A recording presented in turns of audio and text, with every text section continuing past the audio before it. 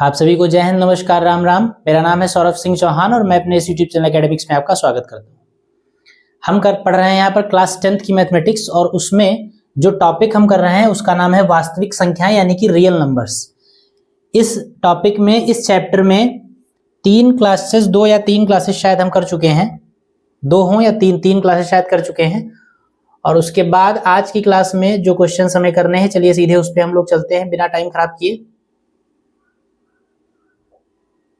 चलिए, आज की क्लास का जो पहला सवाल है वो आपके सामने स्क्रीन पर है, इसे पढ़िए और इसको लगाने की कोशिश करिए। इजी क्वेश्चन है, इजी क्या, बहुत ही इजी क्वेश्चन है, बहुत आसान सवाल है। क्वेश्चन में कहा गया है कि संख्या 336 व 54 का अभाज्य गुणनखंड विधि द्वारा HCF व LCM निकालिए। Find HCF and LCM of numbers 336 and 54 by prime factorization method. देखिए, दो संख्याओं का महत्तम समापवर्तक यानी कि मासा यानी कि HCF यूक्लिड विभाजन प्रमेयिका यानी कि यूक्लिड डिवीजन एल्गोरिदम के माध्यम से आप निकालना सीख चुके हैं। उसके थ्रू कैसे सॉल्व किया जाता है वो आप निकाल चुके हैं।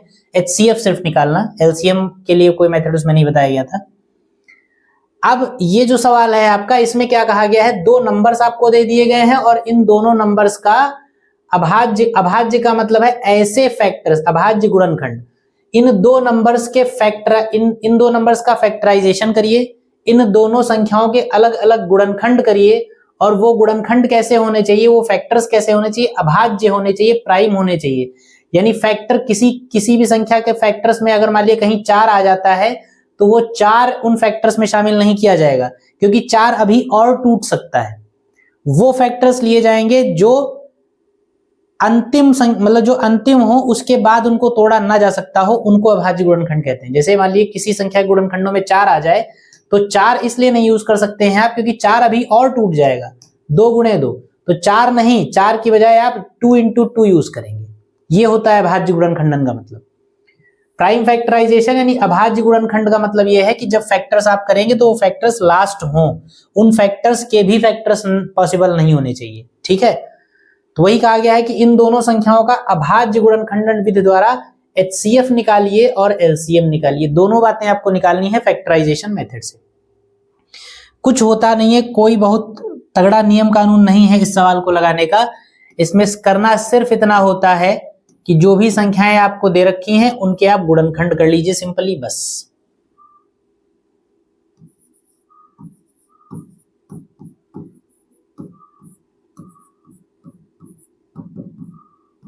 तीन 336 और 54 दो संख्याएं हैं, तो सबसे पहला काम हम क्या करेंगे, 336 के फैक्टर्स करेंगे। गुणनखंड जब भी आप करें, अभाज्य गुणनखंड अगर आपको करने हैं, प्राइम फैक्टराइजेशन करना है, तो सबसे छोटी संख्या से आप गुणनखंड यानी फैक्टर्स उसके करने शुरू करेंगे। जिस सबसे छोटी संख्या से आपकी दी गई संख्या कट रही हो, जो भी नंबर दिया गया है वो जिस छोटे से छोटे नंबर से कट रहा हो उससे काटना शुरू करिए। 2 से कट रहा है तो 2 से शुरू करेंगे हम काटना। इसको कितना आएगा, 2 1 कम 2, 1 बचेगा, 2 6 12, 1 बचेगा, 2 8 16। फिर से 2 से कट जाएगा, 2 8 16 और ये 2 चक्कू 8। फिर 2 से कटेगा, 2 चक्कू 8 और 2 दूनी 4। फिर 2 से कटेगा, 2 दूनी 4, 2 1 कम 2। अब 2 से नहीं कटेगा तो 2 से बड़ी संख्या देखिए, 3। 3 से ना कटे तो उससे बड़ी संख्या देखिए, ये 3 से कट जाएगा, 3 सत्ते 21। फिर ये 7 से कट जाएगा, 7 1 कम 7। ये फैक्टराइजेशन तब तक चलता रहता है जब तक आपको लास्ट में 1 ना मिल जाए। जब तक 1 नहीं मिलेगा तब तक ये फैक्टर्स आप करते रहेंगे। लास्ट में 1 आ गया तो ये फैक्टर्स आपके कंप्लीट हो गए। 336 को आप इन फैक्टर्स के मल्टीप्लिकेशन के बराबर लिख सकते हैं। यानी क्या लिखेंगे आप,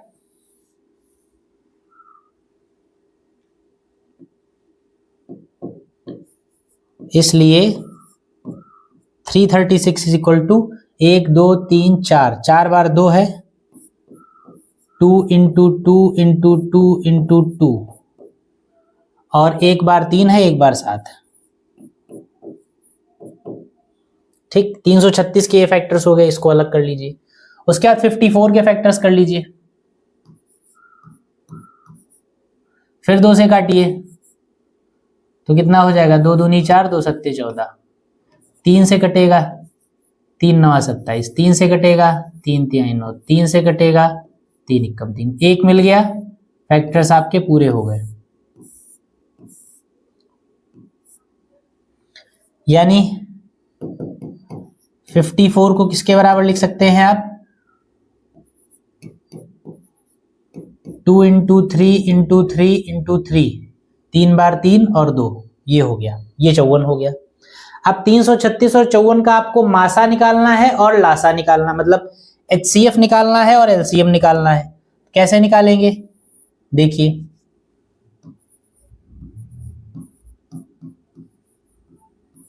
तीन 336 तथा 54 का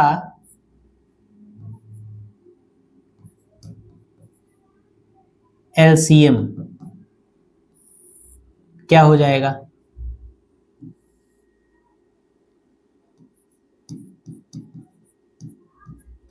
LCM का मतलब क्या होता है देखिए, समझ लिए। LCM का मतलब होता है दो संख्याओं का अगर आपको LCM निकालना है तो इसका मतलब ये होता है कि इन दोनों संख्याओं के फैक्टर्स में जितने फैक्टर्स आए हैं एक संख्या से लगाकर दूसरी संख्या तक, वो सारे के सारे फैक्टर्स एक एक बार आप यूज कर लीजिए। कोई फैक्टर, मतलब इसके सारे फैक्टर्स और इसके सारे फैक्टर्स को एक जगह इकट्ठे करिए। उन सारे फैक्टर्स में होना ये चाहिए कि कोई फैक्टर रिपीट नहीं होना चाहिए, ठीक है। कोई फैक्टर रिपीट होने का मतलब ये है कि जैसे यहां पर रिपीटेशन है तो ये हो सकता है, मतलब कोई फैक्टर ऐसा नहीं होना चाहिए जो यहां पर भी आया हो और यहां पर भी आया हो और उसको इसलिए दो बार हमने लिख लिया हो, ऐसा नहीं होना चाहिए। और कोई फैक्टर छूटना नहीं चाहिए, ठीक। इसका तरीका सबसे अच्छा ये होता है कि जिन दो संख्याओं के फैक्टर्स लिखे हुए हैं उनमें से जो छोटे वाले फैक्टर्स हैं उनको आप पहले लिख लीजिए, या फिर बड़े वाले फैक्टर्स को आप पहले लिख लीजिए। बड़े वाले फैक्टर्स को हम पहले लिख लेंगे एक बार, और अब उसके बाद दूसरे वाले में से जो जो ऐसे फैक्टर्स जो इसमें ना आए हों उनको हम लिखेंगे, और जो इसमें आ चुके हैं उनको हम नहीं लिखेंगे, ठीक है। तो देखिए पहले इन सबको लिख लीजिए, 2 इंटू 2 2 4 बार लिखेंगे इसको, फिर 3 लिखेंगे, फिर 7 लिखेंगे। बड़े वाले फैक्टर्स पहले आप सारे लिख लीजिए। अब छोटी संख्या जो है उसके फैक्टर्स में से केवल वो फैक्टर्स हम यहां पर लिखेंगे जो इस वाली व्यवस्था में अभी तक आए नहीं हैं। इन सारे फैक्टर्स में से जो जो फैक्टर्स यहां आप लिख चुके हैं उनको आप दोबारा नहीं लिखेंगे, जो फैक्टर्स यहां नहीं आए हैं उनको लिखेंगे केवल। तो देखिए इसका सबसे पहला फैक्टर क्या है? 2 बताइए इसमें आया है कि नहीं आया है? यहां पर एक ही 2 तो है, और एक 2 क्या है, यहां पर तो 4 2 हैं, तो इन्हीं 4 में ये एक शामिल हो गया। तो क्योंकि 2 वहां दिख रहा है आपको इसलिए इस 2 को आप नहीं लिखेंगे। फिर अगला फैक्टर क्या है? 3, तो 3 देखिए यहां पर आया हुआ है ना, तो इस 3 को नहीं लिखेंगे। फिर अगला फैक्टर क्या है? 3, यानी 3 दोबारा होना चाहिए इसमें। दोबारा 3 है क्या? नहीं है, तो दोबारा जो 3 नहीं है उस 3 को आप इसमें शामिल करेंगे। ये वाला 3 आ गया। अब अगली बार 3, तीसरी बार 3, तीसरी बार 3 इसमें है क्या भाई? इसमें 2 बार ही 3 आया है और यहां पर तीसरी बार 3 है, तो यानी ये 3 अभी उसमें नहीं है, तो इस 3 को आप वहां लिख लेंगे। बस सारे आ गए। बात समझ में आई? जो बड़े वाले फैक्टर्स हैं वो सारे के सारे लिख लीजिए इसमें। अब छोटे वाले फैक्टर्स जो हैं उसमें से केवल वो फैक्टर हम वहां डालेंगे जो फैक्टर वहां पर मौजूद नहीं है, मतलब कोई भी ऐसा फैक्टर जो यहां पर हो लेकिन इसमें अभी लिखा ना गया हो तो हम उसको वहां ले जाएंगे। अगर यहां का कोई फैक्टर यहां पहले से मौजूद है तो उसको हम दोबारा नहीं लिखेंगे, ठीक। अब इनका मल्टीप्लीकेशन कर लीजिए, इनको मल्टीप्लाई करने पर जो भी आएगा वही इन दोनों संख्याओं का एलसीएम होगा। तो इनका गुणनफल क्या होगा? 2 दूनी 4, 4 दूनी 8, 8 दूनी 16 और 16 तियां 48, ये 48 हो जाए। ये दो यहां से लेकर यहां तक का मल्टीप्लाई जो होगा ये हो जाएगा 48 इंटू 7 और ये हो जाएगा 3 तिहाई 9। 7 अट्ठे 56 5 बचेगा, 7 चौक 28, 28 और 5 33, 336 गुणे 9 बचेगा। 9 छाक 54, 9 तियां 27, 27 और 5 32, 9 तियां 27, 27 और 3 30, 3024 इसका एलसीएम आएगा। ये आंसर। अगर कहीं गुणा भाग कुछ गलत हुआ हो तो अपना देख लीजिएगा, मतलब आप मिला लीजिएगा, एक बार रिवाइज कर लीजिएगा इसको। 2 दूनी 4, 4 दूनी 8, 8 दूनी 16, 16 तियां 48, 48 हो गया, 7 हो गया, 3 तियां 9 हो गया, 7 अट्ठे 56 और 7 चौक 28, 28 और 5 33, 336 हो गया। 9 बचा, 9 छाक 54, 5 बचा, 9 तियां 27, 27 और 5 32, 32 का 2, 3 बचा, 9 तियां 27, 27 और 3 30, 3024 इन दोनों का एलसीएम हो जाएगा। अब इन दोनों का एचसीएफ भी निकालना है तो एचसीएफ भी निकाल लीजिए।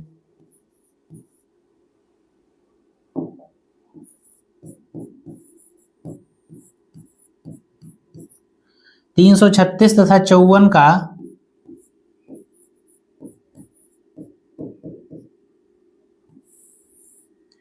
एचसीएफ, 336 और 54 का एचसीएफ क्या होगा? एचसीएफ, एचसीएफ का मतलब ये होता है कि ऐसे फैक्टर्स जो इसमें और इसमें कॉमन हो, मतलब ऐसे फैक्टर्स जो इसमें भी हो और इसमें भी हो, बस उतने ही आप लिखेंगे। तो उसके लिए क्या देखते हैं, देखिए इसमें क्या करते हैं, हम छोटे वाले से शुरू करते हैं तो आसान होता है। देखिए छोटे वाले में 2 है, छोटे वाले में 2 है, इसमें भी 2 है, तो ये वाला 2 और ये वाला 2 दोनों में कॉमन है, तो यानी कि 2 आ जाएगा इनटू। उसके बाद छोटे वाले में 3 है, बड़े वाले में भी 3 है, तो ये वाला 3 और ये वाला 3 आ जाएगा। उसके बाद छोटे वाले में फिर 3 है, लेकिन यहां पर 3 नहीं है तो कॉमन नहीं मिलेगा। तीसरी बार 3 है, यहां पर 3 नहीं है, कॉमन नहीं मिलेगा। इधर से अगर देखिए तो दूसरी बार 2 है, लेकिन यहां पर दूसरी बार 2 नहीं है, तो एक बार जो 2 कॉमन है, उसके अलावा जितने 2 हैं वो कॉमन नहीं है, तो वो नहीं लिए जाएंगे। यहां पर 7 है, लेकिन यहां 7 नहीं है, जो दोनों में कॉमन नहीं होगा वो नहीं लिया जाएगा, सीधी सी बात। दोनों में जो दोनों जगह पर नंबर दिख रहा होगा सिर्फ वो वहां पर लिखा जाएगा। तो केवल एक बार एक 2 और एक 3 ऐसे हैं जो दोनों में है। एक 2 यहां भी है, यहां भी है, एक 3 यहां भी है, यहां भी है। इसके अलावा अगर 2 इसमें है तो उसमें नहीं है, अगर 3 इसमें है तो इसमें नहीं है। तो दोनों में कॉमन क्या है? 2 और 3। तो 2 इंटू 3 जो होगा वो आपका क्या हो जाएगा? एचसीएफ।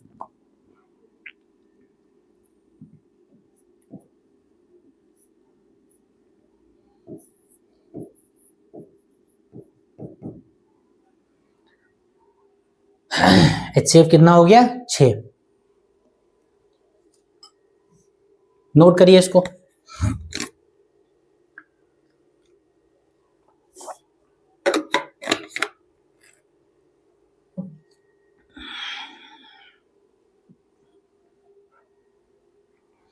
इसको नोट करिए, फिर हम लोग अगले सवाल पे चलते हैं। इसी तरीके से और सारे क्वेश्चंस और खूब सारे क्वेश्चंस ऐसे लगाइएगा। इजी इजी क्वेश्चंस हैं, इनमें कुछ है नहीं समझने वाला ऐसा। अगला सवाल है 17, 23 और 29 का अभाज्य गुणनखंड विधि द्वारा एलसीएम और एचसीएफ निकालिए। एक और देख लीजिए, फिर हम लोग अगला फिर दूसरा टाइप करेंगे। उसी मेथड से इन 3 नंबर्स का निकालना है। तो इसमें क्या करेंगे? 17 के फैक्टर्स, ये तीनों नंबर्स ऐसे दे रखे हैं जिनके कोई फैक्टर होंगे ही नहीं, तो आप ऐसे लिख सकते हैं।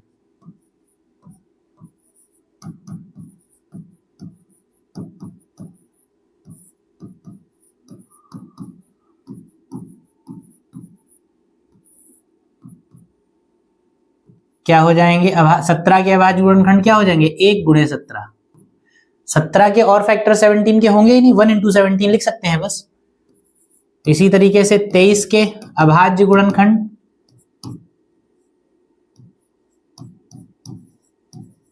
1 इंटू 23, और इसी तरीके से 29 के अभाज्य गुणनखंड 1 इंटू 29। ये बस यही प्राइम फैक्टर्स जो है पॉसिबल हैं, इसके अलावा और कोई इसके फैक्टर्स नहीं होंगे। तो इनका एलसीएम एचसीएफ क्या होगा, कुछ है ही नहीं, बहुत सिंपल है।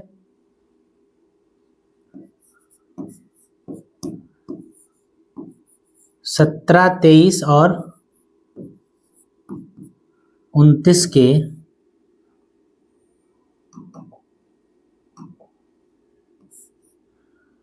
का एलसीएम, 17, 23 और 29 का एलसीएम अगर आपको निकालना हो तो एलसीएम का मतलब क्या होता है, सारे एक एक बार आ जाएं और मतलब कोई रिपीट ना हो और कोई छूटे ना, कोई ऐसा ना हो जो 2 बार आ जाए। 2 बार आने का मतलब ये है कि यहां था इसलिए भी आया और यहां था इसलिए भी आया। अगर एक ही में मतलब एक ही संख्या में कई बार हो तो कोई दिक्कत नहीं है, लेकिन इसलिए नहीं यूज किया जाना चाहिए उसको कि यहां था इसलिए भी आ गया और फिर दोबारा यहां वही दिख गया तो इसलिए फिर उसको ले लिया, ये नहीं करना है आपको। तो एलसीएम में क्या करेंगे, जो सब में दिख रहा है उसको एक बार लिख लीजिए। तो 1 सब में है, इसमें भी इसमें भी इसमें भी, तो इसको एक बार लिखेंगे। बाकी 17 दूसरे में, 23 और तीसरे में 29। जितने फैक्टर्स थे उनमें से सारे के सारे आ भी गए हैं और कोई छूटा भी नहीं। अब इनका मल्टीप्लाई कर लीजिए, 17, 23 और 29 का मल्टीप्लाई कर लीजिए, जो आएगा वही आंसर। इसको मल्टीप्लाई अब आप लोग अपने आप कर लीजिएगा। इन सब का मल्टीप्लिकेशन करेंगे, जो भी मिलेगा वही इन तीनों का एलसीएम हो जाएगा। अगर तीनों के एचसीएफ की बात करें, 17, 23 और 29 एचसीएफ का मतलब क्या है, सारे फैक्टर्स में जो कॉमन दिख रहा हो आपको, ऐसा फैक्टर जो सब में दिखे, जो सब में होगा वही एचसीएफ होगा। तो सब में कौन सा है, केवल ये 1, तो एचसीएफ क्या हो जाएगा 1। जो सब में है वो केवल एक है 1, इसलिए 1 इसका एचसीएफ हो जाएगा। ठीक, तो इसको आप नोट कर लीजिए और फिर हम लोग चलते हैं अपने अगले क्वेश्चन पे।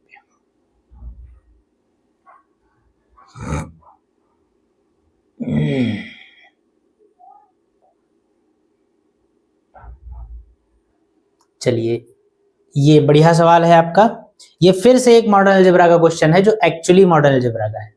ठीक है, जो आप पढ़ रहे हैं बिल्कुल उस फील्ड का जिसको प्योर क्वेश्चन कहा सकता है। जैसे आपने पिछली कुछ क्लासेस में कुछ सवाल लगाए हैं वैसा ही कुछ कहा गया। किसी धनात्मक पूर्णांक के लिए सिद्ध कीजिए कि n³ - n 6 से विभाजित होगा। Prove that for any positive integer n³ - n is divisible by 6। यहां पर 6 कहा गया है, बाकी कोई भी नंबर दे सकता है आपको और यहां पर कुछ भी बना सकता है कि सिद्ध करिए कि ऐसी कोई व्यवस्था ऐसी किसी संख्या से डिवाइड हो सकती है, डिविजिबल है हमेशा, ऐसा आपको प्रूव करना है। ऐसे कुछ क्वेश्चंस बना के भी लगाए दिए जा सकते हैं और भी। तो इसीलिए मेरी हमेशा आपसे रिक्वेस्ट रहती है या हमेशा आपको ये सजेशन रहता है कि आप पैटर्न को समझने की कोशिश किया करिए, पैटर्न को फॉलो किया करिए कि जब इस टाइप का क्वेश्चन आता है जिसमें सोचना पड़ता है आपको कि सॉल्यूशन हम किस तरफ ले जाएं, कोई फार्मूला बेस्ड सॉल्यूशन जिसका नहीं होता है, उस ऐसे सवाल के ऐसे क्वेश्चंस के सॉल्यूशंस को के पैटर्न को आप पकड़ने की कोशिश किया करिए, किस तरीके से हम लोग सवाल पे सॉल्यूशन पे सोचते हैं। ठीक है, कि लैंग्वेज को पढ़कर हम किस तरीके से आइडिया इस चीज का लगाते हैं कि क्या किस तरफ सवाल को लेकर जाया जाए। ठीक है, तो चलिए शुरू करते हैं। कहा गया है किसी धनात्मक पूर्णांक के लिए सिद्ध कीजिए कि n³ - n 6 से डिविजिबल है, 6 से विभाजित है। देखिए समझिएगा जरा, n³ - n जो है इसको 6 से डिविजिबल आपको प्रूव करना है। ठीक, तो अब आप ये बताइए कि ये जो भी व्यवस्था लिखी हुई है, ये संख्या 6 से कटेगी या 6 से नहीं कटेगी, ये किस बात पर डिपेंड करेगा? ये डिपेंड करेगा इस n पर। होगा ऐसा कि नहीं होगा? ये डिपेंड करेगा इस n पर। जिस हिसाब से n की वैल्यू आप रखेंगे उसी के अकॉर्डिंग ये डिसाइड किया जाएगा कि ये n की वैल्यू रखने पर n³ - n का सॉल्यूशन क्या आएगा। सॉल्व होकर जो नंबर मिलेगा वो 6 से कटेगा या नहीं कटेगा। ठीक, तो ये बात तो क्लियर है कि n³ - n या और अगर कोई व्यवस्था यहां पर बना दी जाती, कोई चीज लिखी जाती, तो वो संख्या किसी पर्टिकुलर नंबर से डिविजिबल है या नहीं है, ये डिपेंड करेगा कि n की वैल्यू क्या ली जा रही है। ठीक, n पर ही तो डिपेंड करेगी इसकी डिविजिबिलिटी। तो n क्या क्या हो सकता है हम ये जान ले पहले भाई। अगर ऐसे ही आप एग्जाम्पल के तौर पे देखना चाहें तो n बराबर इसमें 0 रखिए तो 0 आएगा, 0 6 से कट जाएगा। n बराबर 1 रखिए तो 1 माइनस 1 0 आएगा, कट जाएगा। n बराबर 2 रख दीजिए तो 6 आएगा, कट जाएगा। n बराबर 3 रखिए तो 3 3 9 3 27, 27 में से 3 चला गया, 24 बचा, 24 6 से कट जाएगा। तो हमको ये दिख रहा है कि ये 6 से कट तो रहा है, लेकिन ऐसे गिनतियां रख के तो हम नहीं प्रूव कर सकते हैं। गिनतियां कितनी रख देंगे आप? तो हम क्या करेंगे, कोई ऐसा n ढूंढेंगे जो n क्या कहा गया, किसी धनात्मक पूर्णांक के लिए, पॉजिटिव इंटीजर, किसी भी पॉजिटिव इंटीजर के लिए ये हमेशा 6 से विभाजित होगा। ये आपको प्रूव करना है। तो n की जगह पर एक आधी मतलब 2 4 5 संख्याएं रखने के बजाय n की कुछ ऐसी वैल्यू हम ले लें जो वैल्यू सारे के सारे पॉजिटिव इंटीजर्स का प्रतिनिधित्व कर दे। कोई n की कोई ऐसी वैल्यू लेकर हम उसको इसमें रखकर उसको 6 से डिविजिबल प्रूव कर दें, n की जो वैल्यू सारे पॉजिटिव इंटीजर्स को रिप्रेजेंट कर दे, सारे धनात्मक पूर्णांकों को निरूपित कर दे। जैसे मान लीजिए सपोज हम कहने कि x है कोई नंबर, तो अगर x के लिए ये प्रूव हो गया और हमने कह दिया कि x कोई पॉजिटिव इंटीजर है, तो प्रत्येक x पॉजिटिव इंटीजर होगा और प्रत्येक x के लिए ये बात सही सिद्ध हो गई। तो इसका मतलब क्या सिद्ध हो गया कि सारे पॉजिटिव इंटीजर्स के लिए ये बात सही सिद्ध हो गई। दो बातों को कनेक्ट करिए आप। हमने कहा कि x कोई पॉजिटिव इंटीजर है और इस x के लिए हमने इस बात को सही प्रूव कर दिया जो हमको प्रूव करना था। तो इसका मतलब क्या हुआ, x पॉजिटिव इंटीजर है और हर x के लिए ये बात सही है। तो इनडायरेक्टली हम क्या कह सकते हैं कि ये वाली बात क्योंकि ये बात प्रत्येक x के लिए सही है और क्योंकि x एक पॉजिटिव इंटीजर है, इसका मतलब ये वाली बात प्रत्येक पॉजिटिव इंटीजर के लिए सही है।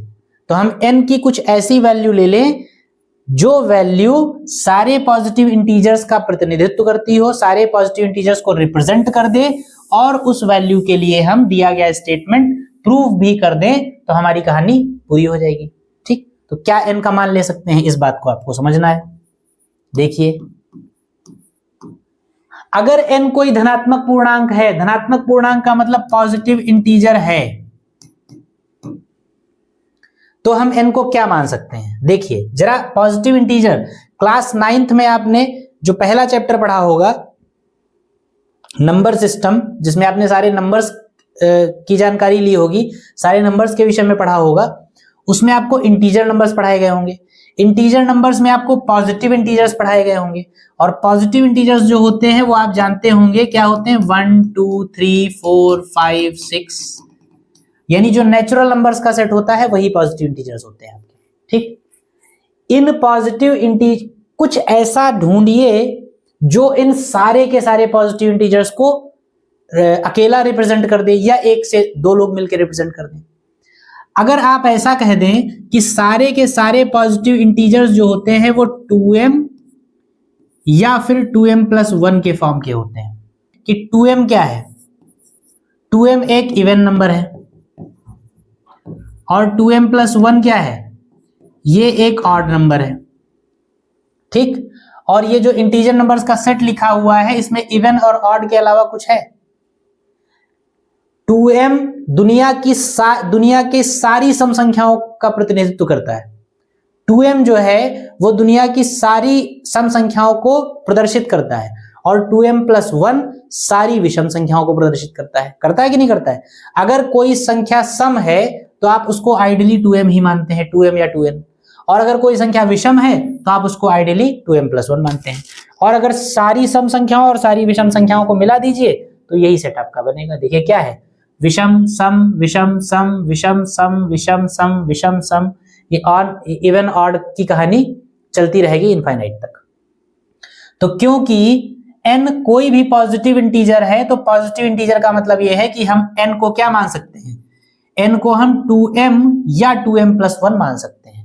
तो या का मतलब यह है कि दोनों मान के चलेंगे। हम मानेंगे कि अगर n पॉजिटिव इंटीजर है, अगर n धनात्मक पूर्णांक है, तो उसका मान 2m हो सकता है या फिर 2m+1 भी हो सकता है। पॉजिटिव अगर सम धनात्मक पूर्णांक है तो 2m होगा, अगर विषम धनात्मक पूर्णांक है तो 2m+1 होगा। दोनों ही मानों को बारी बारी से हम इसमें रख कर देखेंगे और इसमें रख कर सॉल्व करके जो मिलेगा वो अगर 6 से कट रहा होगा तो हम कह देंगे कि सभी धनात्मक पूर्णांकों के लिए ये व्यवस्था 6 से विभाजित होगी। ठीक है, उम्मीद करता हूं मैं कि समझ में आपको आया होगा। अगर समझ में नहीं आया हो, कहीं कोई कंफ्यूजन हो, तो आप फिर से एक बार क्लास को रिपीट करके देखिए, कोशिश थोड़ा सा मेहनत करेंगे तो समझ में आएगा। चलिए शुरू किया जाए। तो जो इतनी सारी बात की गई उसका क्रक्स क्या है? उसका क्रक्स ये है कि किसी धनात्मक पूर्णांक के लिए प्रूव करना है। धनात्मक पूर्णांक दो तरीके के हो सकते हैं, या तो धनात्मक पूर्णांक सम होगा या फिर धनात्मक पूर्णांक विषम होगा। तो हम दोनों ही चीजें मान के चलते हैं, लिखेंगे क्योंकि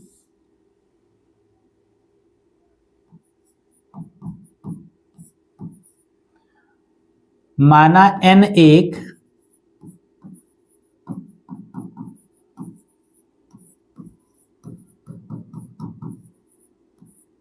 धनात्मक पूर्णांक है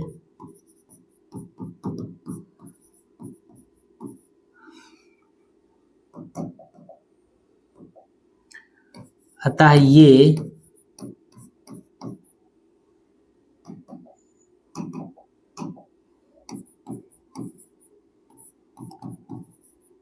सम तथा विषम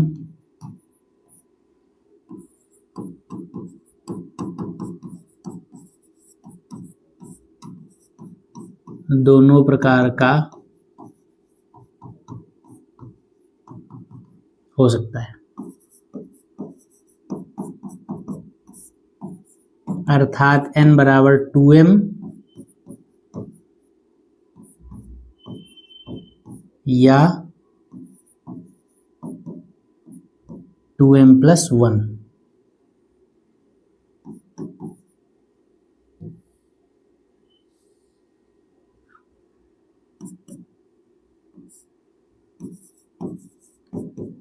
या 2m+1, ये कैसा होगा? विषम। तो हम क्या करेंगे, सबसे पहले n बराबर जो सम संख्या हो सकती है उसके लिए देखेंगे 6 से कटेगा n³ - n या नहीं, और फिर उसके बाद n बराबर 2m+1 के लिए देखेंगे ये कटेगा या नहीं कटेगा। अगर n बराबर 2m के लिए ये 6 से विभाजित हो गया तो यानी कि सभी सम संख्याओं के लिए ये संख्या 6 से कटेगी, और अगर n बराबर 2m+1 के लिए ये संख्या 6 से विभाजित हो गई तो इसका मतलब होगा कि सभी विषम संख्याओं के लिए 6 से कटेगी। अगर ये संख्या सारी सम संख्याओं के लिए 6 से कटती है और सारी विषम संख्याओं के लिए 6 से कटती है, तो सारी सम और सारी विषम को जब एक जगह आप रखेंगे तो पॉजिटिव इंटीजर्स का सेट बन जाएगा। तो इसका मतलब सभी पॉजिटिव इंटीजर्स के लिए ये संख्या 6 से कट जाएगी। ठीक, तो क्या करेंगे, पहले एक बार सम के लिए प्रूव करेंगे, फिर विषम के लिए प्रूव करेंगे। तो लिखेंगे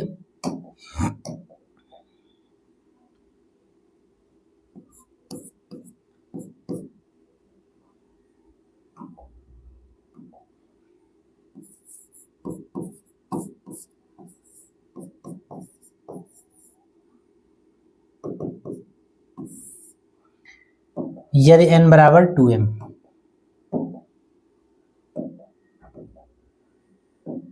क्या होगा?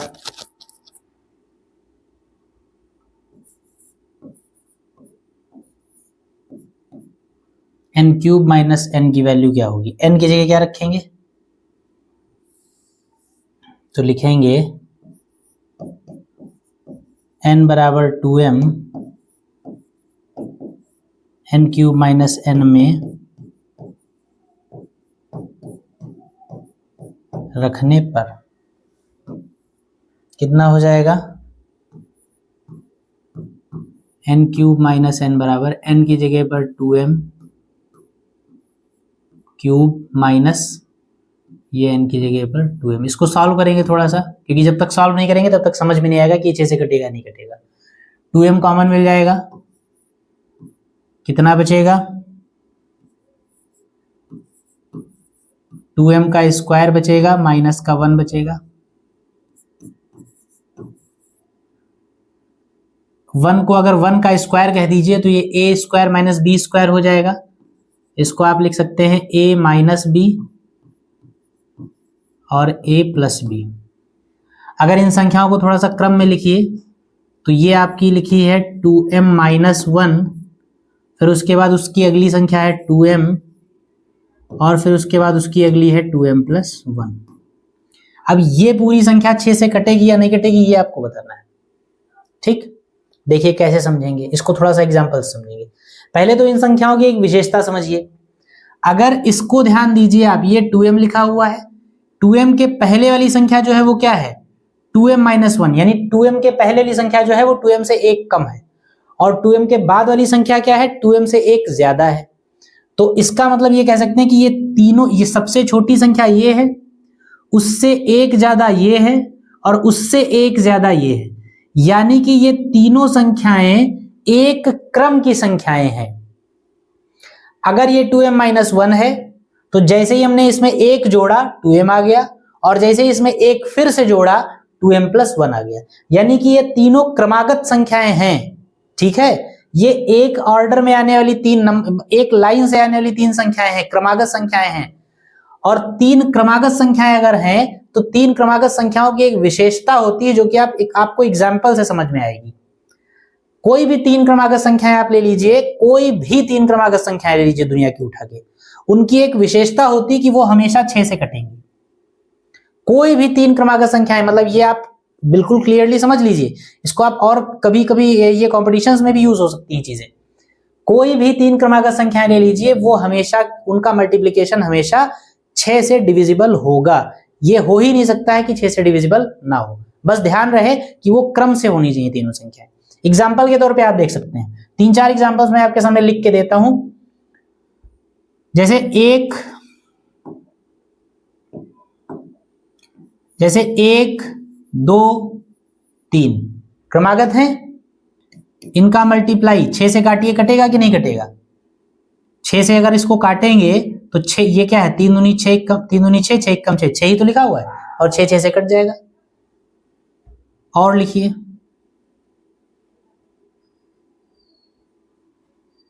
कहीं से भी आपको याद आए, 2 से 2, 3, 4। ध्यान रहे शुरुआत आप किसी भी संख्या से करें, लेकिन पहली संख्या जो आएगी फिर उसके आगे की ही बाकी सारी संख्याएं रहेंगी। ठीक है, तो 2, 3, 4 तीन क्रमागत संख्या है, 6 से काट कर देखिए कटेगा कि नहीं कटेगा? 2 तिहाई 6, 3 एकम 3, कितना आया 4, कट गया। और ले लीजिए, कहीं दूर की संख्या को लेकर देख लीजिए, 25, 26, 27 तीन संख्याएं कहीं के भी हैं, 6 से काट कर देखिए कटेगा कि नहीं कटेगा? 2 से काटिए, 2 तिहाई 6, 13 बार, और 3 9 27, कटा कि नहीं कटा? नीचे एक आया, बाकी जो बचा ऊपर वो आया, भागफल कट गया। और कोई नंबर आपके मन में हो, कोई बहुत बड़ा नंबर हो, 101, 102, 103, 6 से काटिए। ध्यान रहे शुरुआत कहीं से भी करें, लेकिन उसके बाद क्रम से संख्याएं होनी चाहिए। 2 से काटिए, 2 तिहाई 6, 2 पंचे 10, 2 एकम 2, 3 एकम 3, 3 सत्ते 21, कटा कि नहीं कटा? ध्यान रखिएगा, आज के बाद आप हमेशा याद रखिएगा ये बात कि कोई भी तीन क्रमागत संख्याएं हो तो वो तीन क्रमागत संख्याएं 6 से हमेशा डिविजिबल होंगी। इसको आप as a rule, as a law, as a formula आप यूज कर सकते हैं।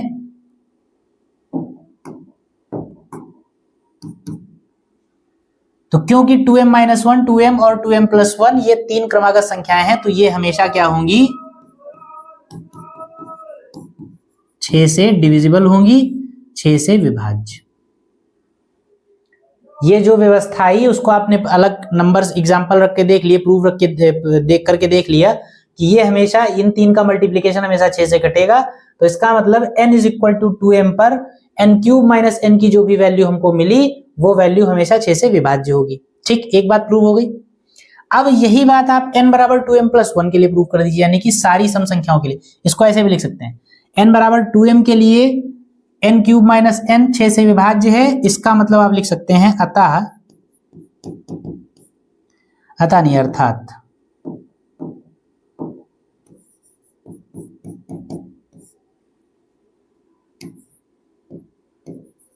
n के सभी धनात्मक सम पूर्णांक मानों के लिए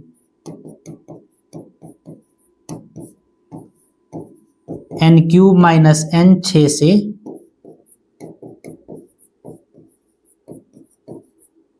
विभाज्य होगा।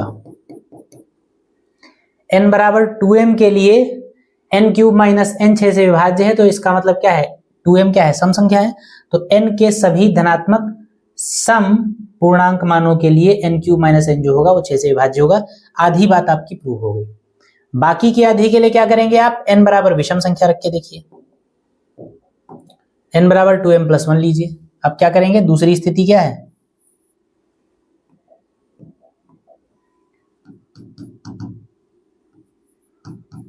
यदि n बराबर 2m प्लस 1 हो,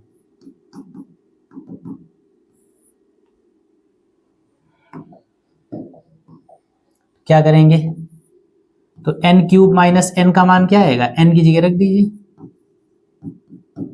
2m प्लस 1 का क्यूब माइनस 2m प्लस 1, इसमें 2m प्लस 1 कॉमन ले लीजिए, क्या बचेगा, 2m प्लस 1 का स्क्वायर माइनस 1, 2m प्लस 1 ऐसे ही रहेगा। 1 को अगर 1 का स्क्वायर मान लीजिए तो ये क्या हो जाएगा, a square minus B square. a square minus B square का मतलब क्या है, a हो गया प्लस b का मतलब 1, और दूसरे ब्रैकेट में a माइनस बी, ये 1 से 1 कैंसिल हो गया, कितना आएगा 2m प्लस 1, 2m प्लस 2 और 2m। इनका ऑर्डर ठीक कर लीजिए जरा। सबसे छोटी संख्या सबसे पहले लिखिए, 2m हमने लिख लिया, उसकी अगली क्या है 2m प्लस 1 है, और उसकी अगली क्या है 2m प्लस 2। क्या विशेष बात है इसमें भी, सबसे छोटी संख्या अगर 2m है तो बाकी की जो दोनों संख्या है वो उसके जस्ट आगे वाली है, 2m फिर एक ज्यादा 2m प्लस 1 फिर एक ज्यादा 2m प्लस 2, यानी ये तीनों संख्याएं भी कैसी हैं, क्रमागत संख्याएं। और मैंने आपको पहले भी बताया कि संख्याओं की शुरुआत चाहे जहां से हो, पहली संख्या कुछ भी हो, लेकिन आगे की संख्या उसके तुरंत आगे वाली संख्याएं, मतलब उसके क्रम में ऑर्डर में आने वाली संख्याएं होनी चाहिए। क्योंकि ये भी तीनों क्रमागत संख्याएं हैं, तो इसका मतलब ये तीनों संख्याओं का मल्टीप्लिकेशन जो होगा ये भी क्या होगा, 6 से विभाज्य होगा। और अगर ये 6 से विभाज्य होगा तो इसका मतलब यही बात n बराबर विषम धनात्मक पूर्णांकों के लिए भी सत्य सिद्ध हो गई। तो इसी को आप आगे इधर लेकर आएंगे। अब इसको आप नोट कर लीजिए, स्क्रीनशॉट वगैरह ले लीजिए, और यहां पर हम लोग लिखेंगे। अब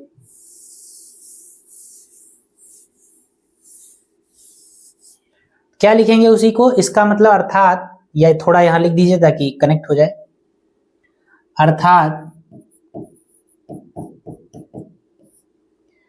n के, ये बात विषम के लिए प्रूव कर रहे हैं, तो क्या लिखेंगे, n के सभी धनात्मक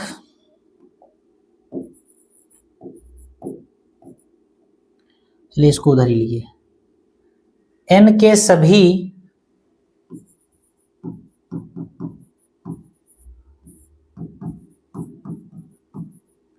धनात्मक विषम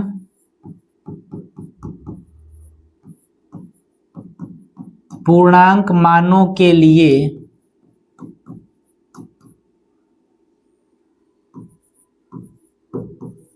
n³ माइनस n 6 से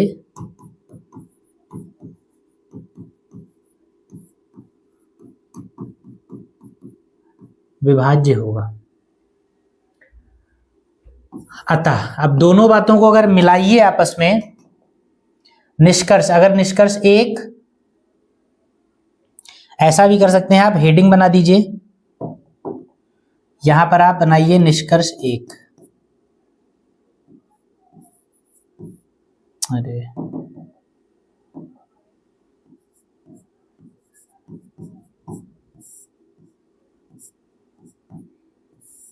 ये निष्कर्ष 1 है और ये निष्कर्ष 2 है।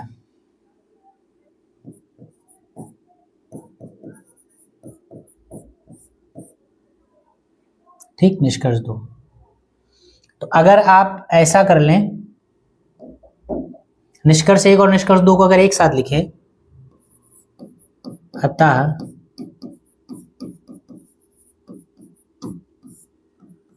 निष्कर्ष 1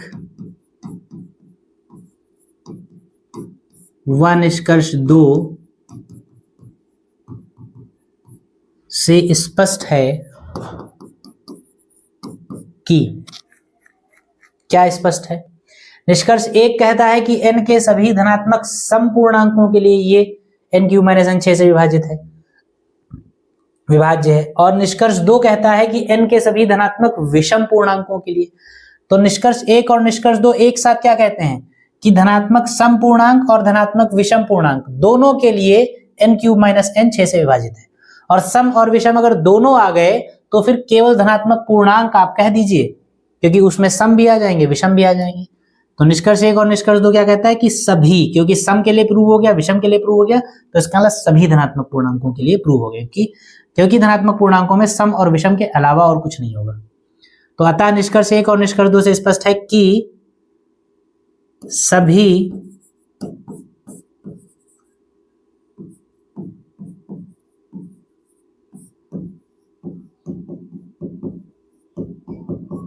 सभी धनात्मक पूर्णांकों के लिए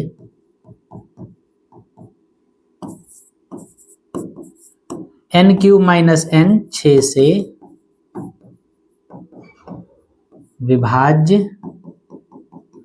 होगा। बस ये आपको प्रूव करना था। ये इस तरीके के क्वेश्चंस असल में मैथमेटिक्स के क्वेश्चंस कहे जाते हैं, जो मैं बार बार पिछली क्लास में भी रिपीट कर चुका हूं कि ये ओरिजिनल मैथमेटिक्स है, जिसमें आपको सोचना पड़ता है, जिसमें आपको सवाल में डिजिट्स नहीं दिखाई पड़ती हैं जिनको आप कैलकुलेट करके आंसर निकाल लेंगे। तो इसको आप नोट करिए, प्रैक्टिस करिए। ऐसे सवाल जब आएंगे तो आधे से ज्यादा लोग धराशायी हो जाएंगे।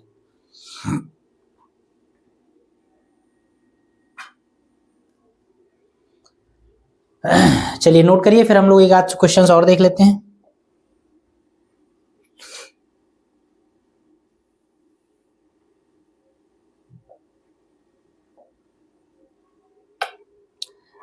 अगले सवाल में क्या कहा जा रहा है?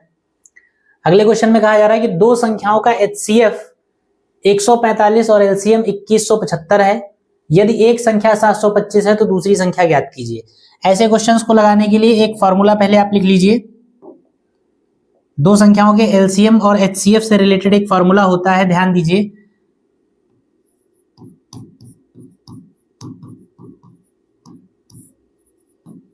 लिख लीजिएगा इसको। दो संख्याओं का LCM इंटू दोनों का HCF बराबर होता है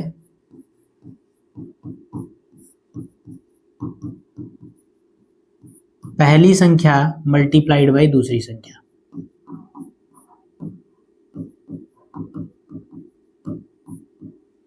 ठीक, ये फॉर्मूला है, इस फॉर्मूले को आप ध्यान रखिए। बस इस फॉर्मूले से ये क्वेश्चंस बिल्कुल इजी हो जाएंगे।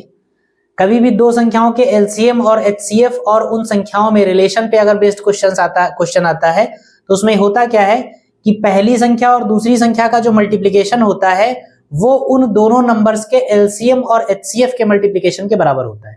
ठीक, दोनों संख्याओं का LCM और HCF का मल्टीप्लाई कर दीजिए और दोनों संख्याओं को अलग अलग मल्टीप्लाई कर दीजिए, दोनों बातें सेम होंगी, कोई फर्क नहीं होगा। तो बस इस फॉर्मूले को हम यूज करेंगे, देखिए कितनी आसानी से सवाल लग जाएगा। इसको आप नोट कर लीजिए और हम लोग चलते हैं इस क्वेश्चन के सोल्यूशन पे अपने।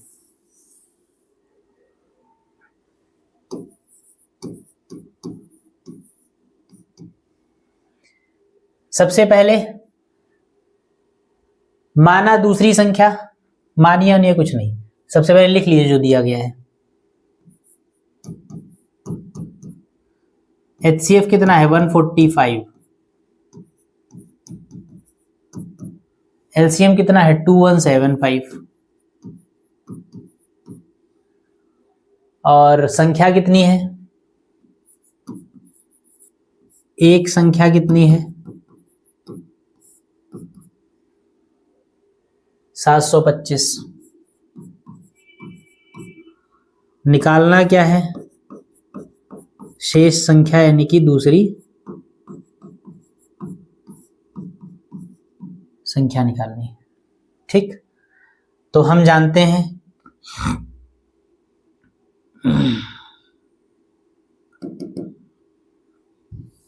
होता क्या, फॉर्मूला लिखेंगे,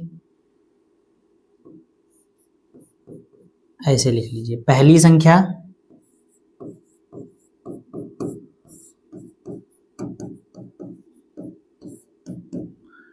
गुणे दूसरी संख्या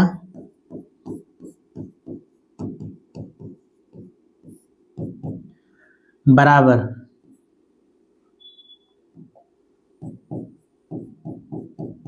HCF गुणे LCM। वैल्यू रख दीजिए। पहली संख्या आपको 725 दे रखी है, दूसरी संख्या आपको निकालनी है,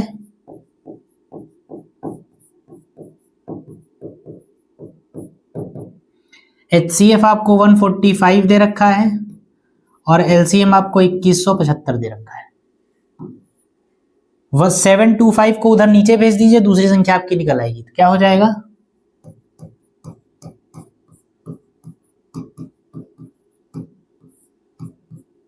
दूसरी संख्या क्या है आपकी, क्या हो जाएगी, 145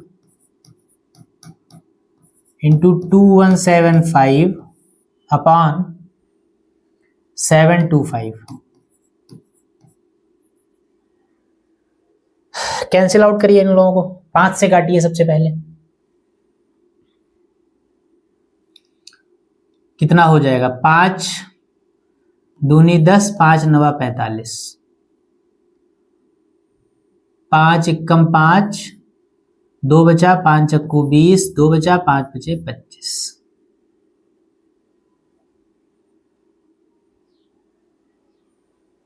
ऐसा है तो फिर इसको काटिए 5 से,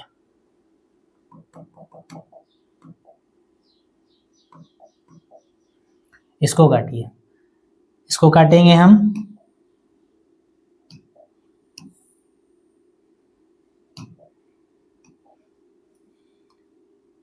5 एकम 5, फिर कितना होगा, 5 चक्कू 20 और 5 बचे 25, ये कट जाएगा। फिर 5 से इसको काटिए, 5 चक्कू 20, 1 बचेगा, 5 चक्कू 20 1 बचेगा, 5 तिहाई 15, 2 बचेगा, 5 बचे 25।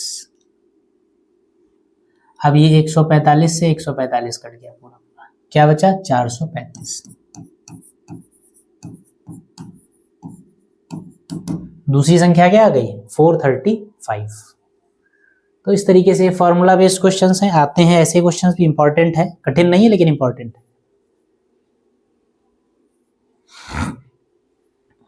नोट कर लीजिए इसको। अगला क्वेश्चन देख लें, और एक ऐसा लगा लीजिए, टाइम है भी थोड़ा। ये क्या है, √2a का परिमेय संख्या है प्रूव करना। ये अब इस क्लास में नहीं हो पाएगा क्योंकि बड़ा क्वेश्चन है, थोड़ा सा बड़ा नहीं है, समझने वाला ज़्यादा है, तो इसको हम लोग नहीं लगाएंगे अभी। ऐसा कुछ और क्वेश्चन हो इजी सा तो लगा लिया जाए। ये देखिए कैल्शियम HCF का एक और क्वेश्चन है, उसको भी लगा लीजिए। कहा गया HCF, ये जो सवाल की व्यवस्था को समझना है, बाकी सवाल पुराना ही है। HCF ब्रैकेट में 2 नंबर्स लिखे हैं बराबर 9। इस बात का मतलब यह है कि 99 और 153 ये 2 संख्याएं हैं, इन दोनों संख्याओं का HCF जो है वो 9 है। तो LCM ऑफ 99 एंड 153 का मान निकालना है। मतलब 99 और 153 का HCF 9 है, तो 99 और 153 का LCM निकालिए। तो 2 संख्याएं आपको 99 और 153 मालूम ही है, HCF मालूम है, LCM निकालना है, फॉर्मूला यूज कर लेंगे। लगा लीजिए, फटाक से खत्म हो जाए कहानी।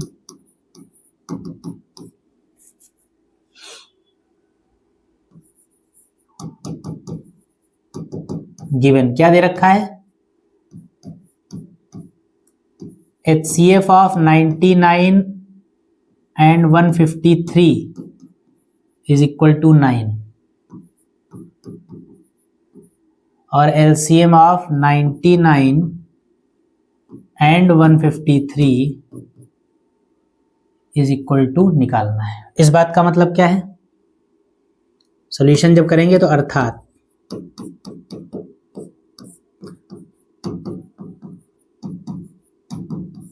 संख्याएं कितनी है, इसका मतलब यह है कि संख्याएं जो हैं वो 99 और 153 है। संख्याएं जो पहली संख्या और दूसरी संख्या होती है वो एक 99 है, एक 153 है। उनका HCF 9 है, उनका LCM निकालना है। तो क्या लिखेंगे, क्योंकि फॉर्मूला होता है LCM इंटू HCF बराबर पहली संख्या गुणे दूसरी संख्या। LCM आपको निकालना है तो उसको आप ऐसे ही रहने दीजिए। HCF आपको 9 दे रखा है, पहली संख्या आपकी 99 है और दूसरी संख्या आपकी 153 है। LCM कितना हो जाएगा यहां से,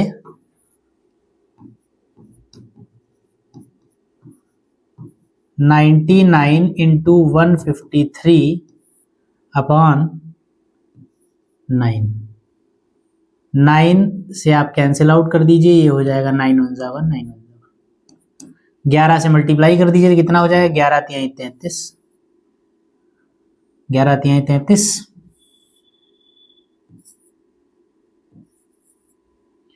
11 पचे 55, 55 और 3 58, 58 का 8, 5 बचा, 11 कम 11, 11 और 5 16।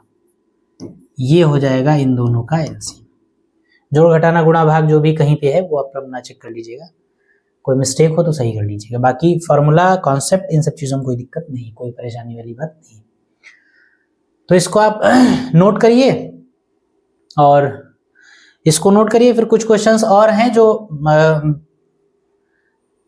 वही बात जो मैं बार बार कहता हूं कि प्योर मॉडल अलजेब्रा के जो क्वेश्चंस हैं, जैसे अभी एक क्वेश्चन आपके सामने आया था कि सिद्ध कीजिए कि √2 एक अपरिमेय संख्या है, यानी कि वो रेशनल नहीं है। ऐसा आपको प्रूव करना है। बहुत मोस्ट इंपॉर्टेंट क्वेश्चन है, लेकिन इस क्लास में होने भर का टाइम अब नहीं बचा है, तो उस सवाल और उस जैसे और कई सवालों को हम अगली क्लास में करेंगे। आज की क्लास को हम लोग अब यहीं तक रखेंगे, वरना फिर काफी बड़ी क्लास हो जाती है। तो आज की क्लास को हम लोग यहीं पर रोकते हैं। आप लोग सवाल लगाते रहिए, पढ़ते उड़ते रहिए और मिलेंगे अगली क्लास में नए सवालों के साथ। तब तक के लिए आप सभी प्यारे बच्चों को जय हिंद।